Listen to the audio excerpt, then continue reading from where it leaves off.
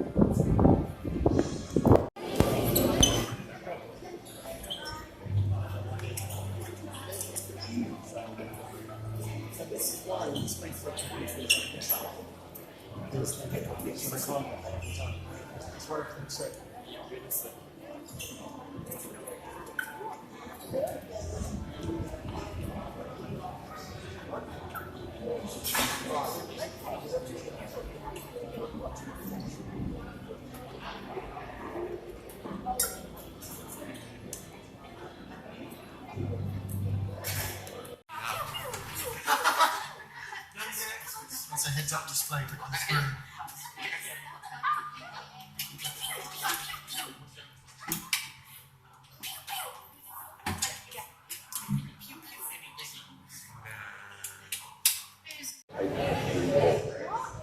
Start at the top and work down.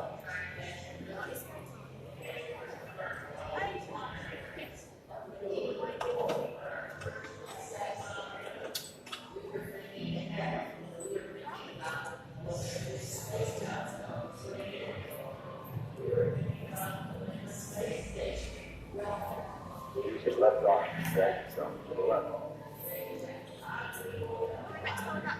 But go on the bar and then pull yourself to the left. Is that more than space, I imagine? My limbs don't like No. It's just not.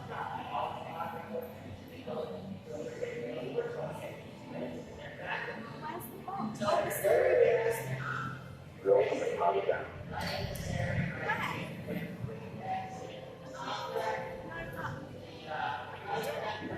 Left arm. No, it's right. It's in the right hand, but you can see the thing. You've got to hold on to the thing and stabilise yourself. It's not near enough. Drill top to bottom, have a go. I can't reach the top, can I? This is ridiculous.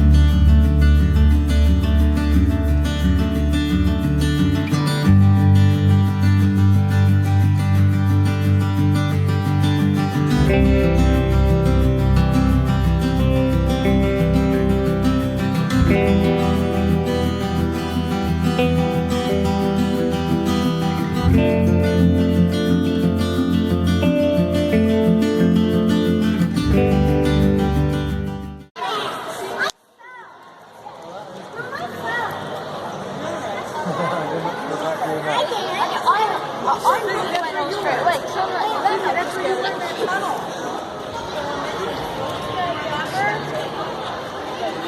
its partners are taking us in the future. But before we begin this journey, just like every NASA mission, our #1 goal is to return home safely. So always stay seated while the bus is in motion. Please, no food or drinks on the bus with the exception of water. Originally built in 1965 for the Apollo program, and has since been updated to accommodate the space shuttle and now NASA's SLS rocket. Weighing in at 6 million pounds and capable of lifting and hauling 18 million pounds, the crawler is an engineering marvel, even without a rocket sitting on top of it. This thing has 2,750 horsepower V16 diesel engines that can carry the crawler up to a top speed of, wait for it, 1 mile per hour while carrying a rocket. Keep an eye out for the crawler as we approach this area. And remember, we are visiting a working spaceport, so while the crawler may not stay in one area for very long, it's bound to be out here somewhere. Now, let me introduce you to my friend, John Giles, the crawler project manager. I'm standing in front of crawler transporter number 2 at the Kennedy Space Center. Crawler transporter number 2 will be used for the SLS program to take the launch vehicle back and forth to the pad. We will begin by going underneath the mobile launcher. We'll pick it up, we'll take it over to the VAB. They'll then assemble the launch vehicle on top of the mobile launcher, and then we'll come back to the VAB. We'll slide underneath it again, we'll pick it up, we'll take it out to the pad, a trip of about 4.2 miles. It'll take us about 7 hours to get there. But during our trip to the launch pad, we'll roll over a specially prepared crawler way that consists of anywhere from 8 to 12 inches of special rock. Below that is limestone that's about 4 feet thick. Each one of those tracks has 57 cleats. Each one of those cleats weighs 1 ton. Crawlers weigh 6 million pounds, and they have a fuel consumption of 32 feet per gallon. You heard me correctly. Now, coming up on your right, this is a mobile launch platform from the shuttle program. This is what the shuttles would sit on when they were launched. Now, as we go by this mobile launch platform, look underneath, you will see 3 openings. 2 of those openings were for the solid rocket boosters exhaust. That bigger opening was for the 3 main engines exhaust. You'll also notice there are 6 numbered pedestals underneath this mobile launch platform. I'll talk more about that in just a few moments. Coming up on your right, you're going to see another set of 6 numbered pedestals. These 2 areas that I just showed you is a staging area for the mobile launch platforms. Our mobile launch platforms sit on top of those pedestals. The crawler comes up underneath, lifts up the mobile launch platform, takes it into the vehicle assembly building. They attach the vehicle, and the crawler takes them both out to the launch pad. When the crawler is loaded with a mobile launch platform, it travels at 1 mile an hour. After it drops the mobile launch platform onto the launch pad, it can hightail it back. At launch, the Falcon Heavy rocket is currently the most powerful operational rocket in the world by a factor of 2. SpaceX made history in 2012 when it delivered their Dragon spacecraft into orbit to rendezvous with the International Space Station, making SpaceX the first commercial company ever to visit the space station. You can see that same Dragon capsule back at the visitor complex in the NASA Now exhibit. Since then, SpaceX has made numerous deliveries to the ISS, and some of their Dragon capsules have been used more than once. But the Dragon capsule isn't the only hardware. Is a clean pad, meaning it does not house a permanent launch pad. That mobile launcher you saw earlier will be sent here by a crawler transporter for SLS launches. During the refurbishment, 1.3 million feet, over 400,000 meters of copper. Walk by our old famous countdown clock today when you enter the visitors complex. Also coming up on your left, this is our press site. If you look on your right to the flag, once again, the flag is 209 feet by 110 feet. The stars are 6 feet wide from point to point. The stripes are about 8.5 feet wide. The blue part is the size of a regulation basketball court. Now coming up on your right, sitting on this red trailer, this is a full-scale model of the launch abort system for the Orion capsule. If they need to get that Orion capsule off the rocket for any reason, that system will shoot it away. This other structure on your right with the white box on the end, this is the old crew access arm from Launch Pad 39A. Every astronaut that flew on the shuttle program from Launch Pad 39A had to walk across that access arm.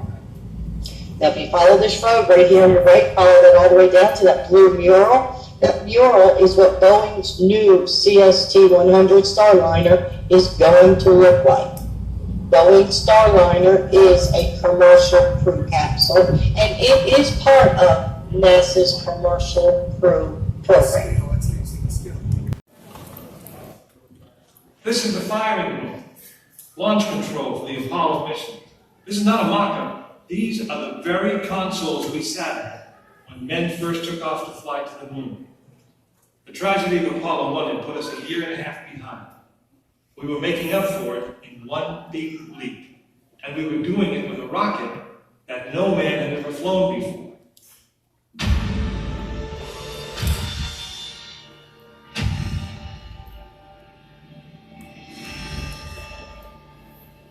It was a few days before Christmas, 1968, when Apollo 8 sat on the pad.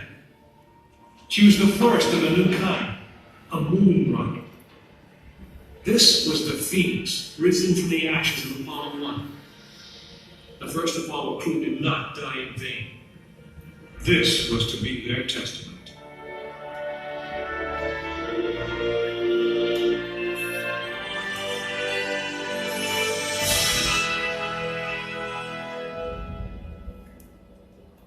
"36 stories high, she had been fully fueled throughout the night.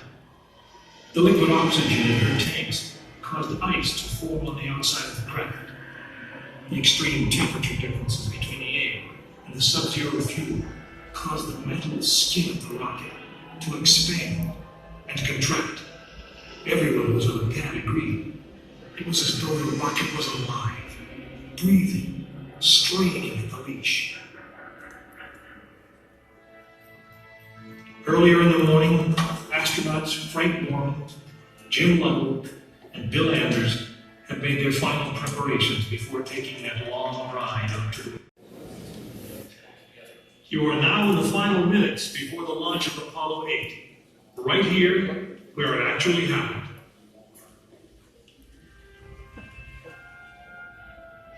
Mankind is about to leave his planet behind and journey to another. It is one of those rare moments when history is not being made, destiny is being embraced.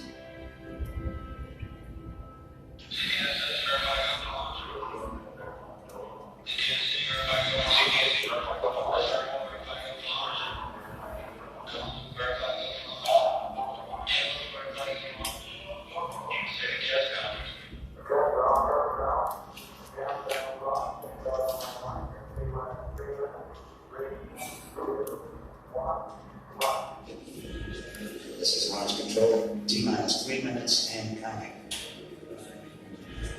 We have completed our communications checks with the Apollo 8 astronauts in the cabin, and the communications are go.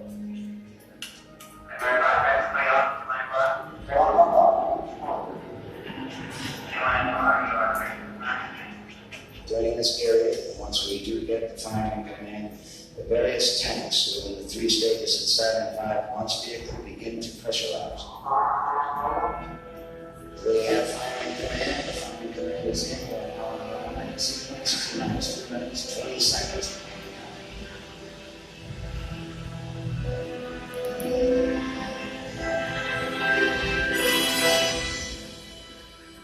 Our status board indicates that all aspects are ready, instrument unit is ready, spacecraft ready, final check of the emergency detection system, that ready light also.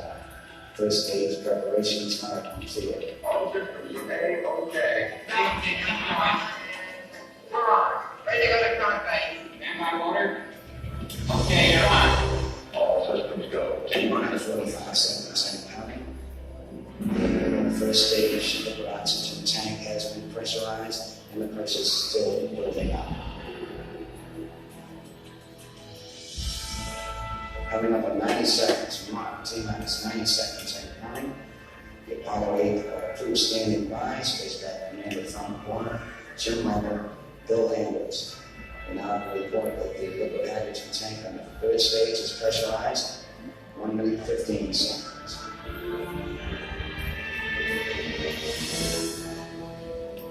All third stage components pressurized at this time as we come up on 67 mark on the flight to the moon.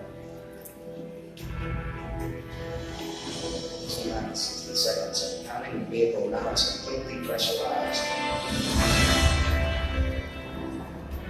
We're coming up on power transfer shortly.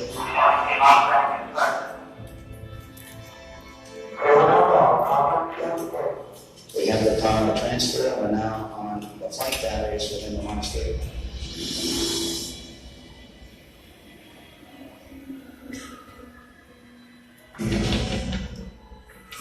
Final reports from Frank Walken at this time. Final look at the switch list according to the spacecraft. 20 seconds, all aspects, we are still in the middle at this time. Minus 15, 14, 13, 12, 11, 10, 9, 8, 6, 5, 4, 3,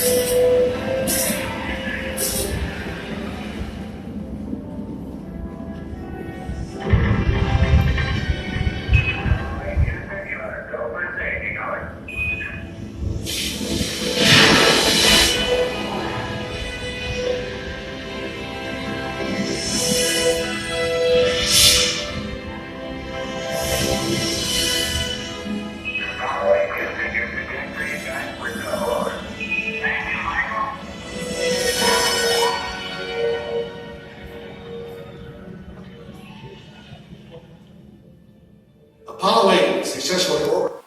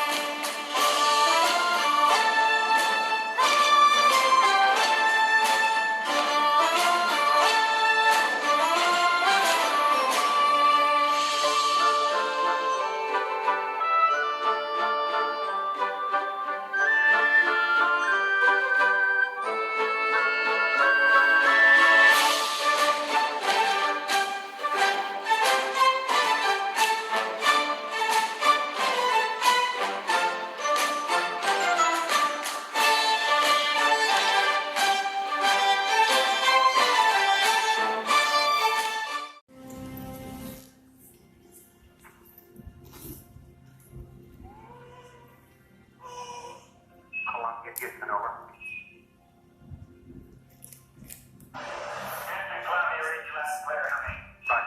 Mike, I didn't go over. ALS left. Roger, ALS left. Here's the Eagle, how do you read? 5 Eagle, we're standing by for your burn report, over. Roger, the burn, As soon as the eagle reappears, things begin to go wrong.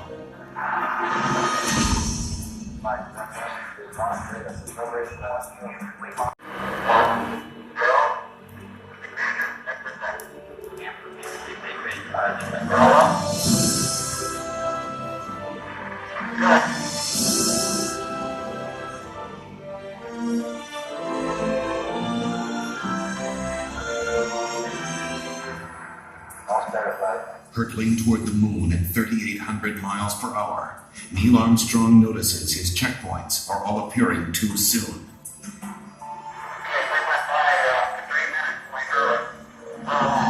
This means a serious navigation error.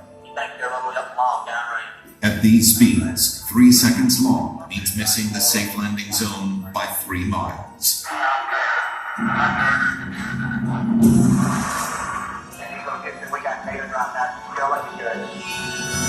Suddenly, the computer starts firing maneuvering thrusters, jolting the ship back and forth. This has happened in simulations, but never this much, never this violent. The smooth descent is becoming a bumpy ride. Before that is fixed, 1202 program alarm. The deadline to safely aboard is vanishing fast. 1202 means the Eagle's onboard computer is overloading. This means Houston is blind, unable to make navigation corrections or interpret the data in seconds. 60 seconds. The entire moon landing has come down to 2 men and 1 minute. Forward. Forward. 3 feet, 2.5 down. Face down. More forward, just to the right, roll. Down a half. Contact Mike. Okay, engine stop. Yes. Tranquility base here. The Eagle has landed. Rocket Tranquility, we copy you on the ground. You got a bunch of guys about to turn blue. We're breathing again. Thanks a lot. For one incredible moment, we are one people with one history, watching our destiny unfold. That's 1 small step for man, 1 giant leap for mankind.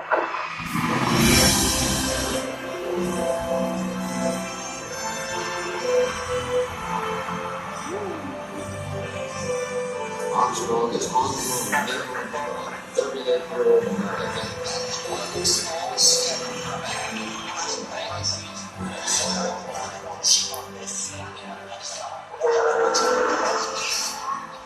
It was a moment shared by an entire world. Man from the planet Earth, first set foot upon the moon. It came in peace for all mankind. With these first steps, mankind stood on the highest ground, and we saw our planet as our home port in the endless ocean of space. There was something which was surprising to me. The first mission had stayed for only 1 day, but over the next 3.5 years, 5 more Apollo missions visited the moon, and with each one, we stayed longer, roamed further, and discovered more.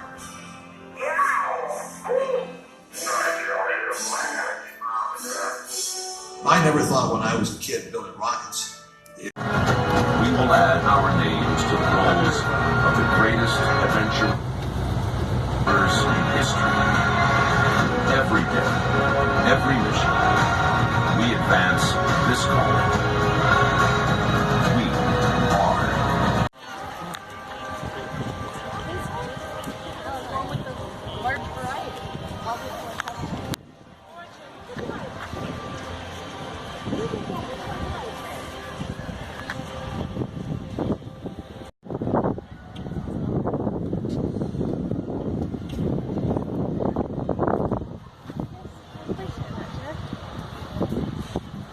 Good afternoon. gentlemen, welcome to the John F. Kennedy Space Center Rocket Garden. Our 4 o'clock rocket garden tour will begin in about 2 minutes. If you'd like to join us, our tour takes between 15 and 20 minutes. We'd like to see you there again. Our tour beginning in 2 minutes.